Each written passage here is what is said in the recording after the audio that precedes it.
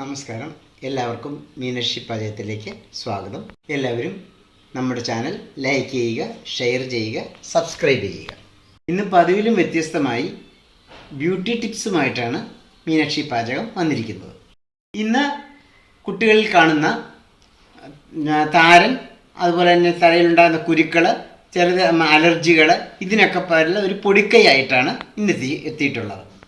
അതിന് വേണ്ട ചേരുവകൾ എന്തൊക്കെയാണെന്ന് നോക്കാം.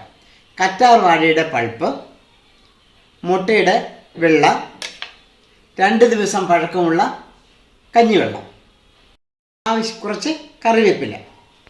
ഇതിൻ്റെ നമുക്ക് കറ്റാർ വാഴ പൾപ്പ്, പിന്നെ കഞ്ഞിവെള്ളം, അതുപോലെ തന്നെ കറിവേപ്പില, പിന്നെ മുട്ടയുടെ വെള്ള, ഇതെല്ലാം കൂടെ നമുക്ക് മിക്സിയിലിട്ടൊന്ന് അടിച്ചെടുക്കാം.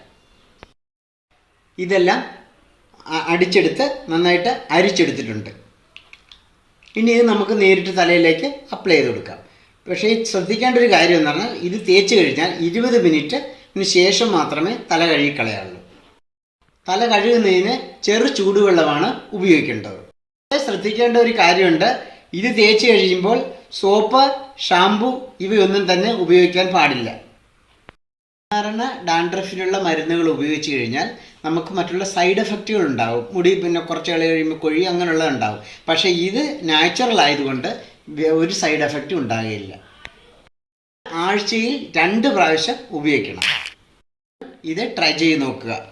ഞങ്ങളുടെ ചാനൽ ലൈക്ക് ചെയ്യുക, ഷെയർ ചെയ്യുക, സബ്സ്ക്രൈബ് ചെയ്യുക.